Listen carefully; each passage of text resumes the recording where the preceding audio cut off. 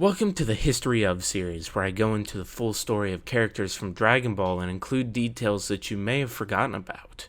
In the first inaugural episode, we're going to be doing a deep dive into everybody's favorite meme, Yamcha.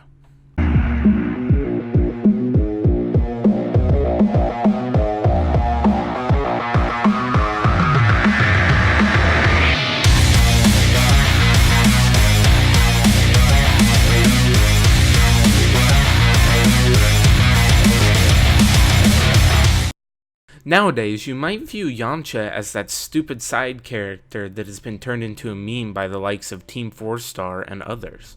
But Yamcha hasn't always been this way. In fact, he was an integral part of the story for a long while before the Z portion of the story began. To explain this, we'll have to go back to the beginning with Dragon Ball. So many of you probably already know this, but the original concept of Dragon Ball was actually borrowed from the old Chinese story of Journey to the West. I'll make a whole video on this topic in the future, but for this we just need to focus on one character from that story, Sha Wu-Jing. This character, known as the Sand Friar, actually was once a general in heaven, but his clumsiness caused him to break a dish, and he was exiled to live on Earth's deserts as a man-eating demon. Now I know what you're saying right now. How the hell does Yamcha compare to that guy? Well, really, their only similarities are that they live in the desert and attack people. When we first meet Yamcha, he's a thief that robs people that enter his territory in the desert. He attacks our main characters in pursuit of boneless capsules so that they can sell them and make some money. This, however, leads us to one of Yamcha's really defining moments in his character.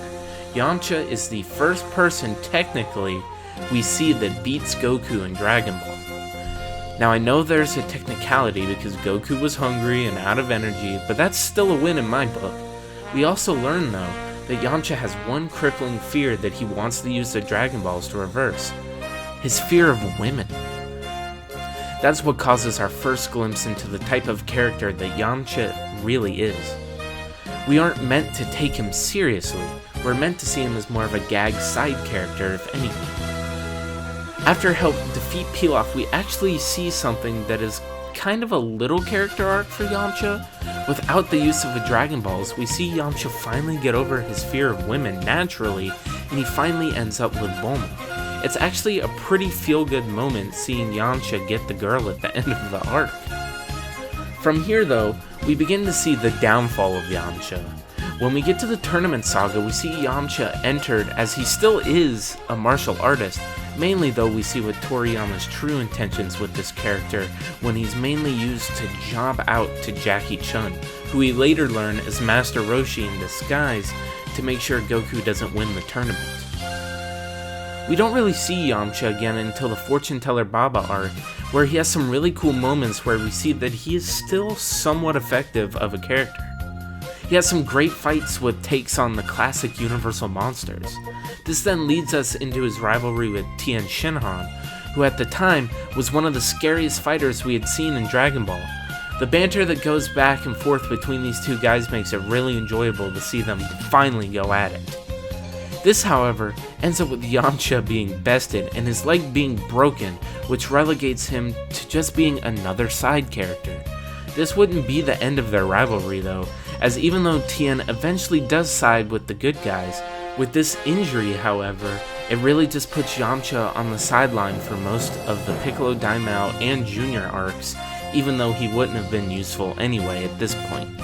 He does, however, come back at the 23rd Tenkaichi Budokai, which he jobs out again to Hiro, or Kami in disguise, who's possessed an Earthling so that he can defeat Piccolo. From here though, we step into the point of the series where Yamcha became the meme we all know.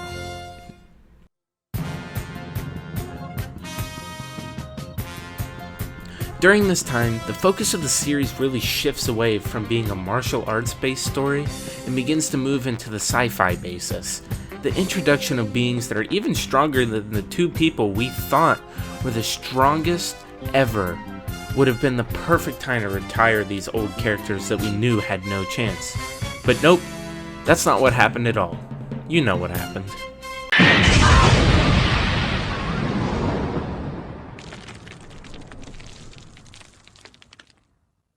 After this, we see Yamcha training, but he never really becomes a notable character anymore, as he's outclassed by almost everybody.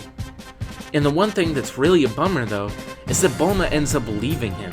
The whole story of Yamcha getting the girl gets destroyed just like that, and that shows you the low level that this character has already been relegated to. In the Android arc, he gets a hand through the chest from Jiro.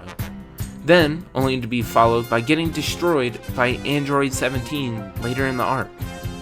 Then, the Cell Jr. fight really begins to put this over the edge. At this point, it really does go downhill from Yamcha. He gives up fighting like any sane person would do after realizing you can't deal with these level of threats anymore. But in the Boo arc, he gets turned into a chocolate bar. Just when you thought he was finally gonna have a break, they find one way to humiliate him one more time.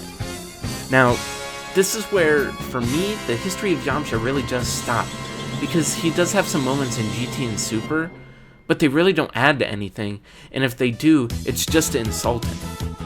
Yamcha is a character that, early on, is one hell of an entertaining character. He has great fights and even shows a somewhat great character arc at the beginning.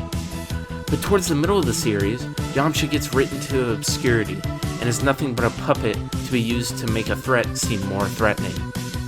So will Yamcha ever get a moment to shine once again? Probably not. But will his great moments ever be lessened during a rewatch of Dragon Ball? No. The history of this character is one of ups and huge downs. But in the end, we still love him and we still will always remember the great moments he gave us. This has been the history of Yamcha, and I thank you for watching. Make sure to check out my ongoing What If series where I explain what would happen if Raditz escaped Earth with Gohan. I also would appreciate if you hit that subscribe button if you like these types of videos. This has been Magic Z, signing off.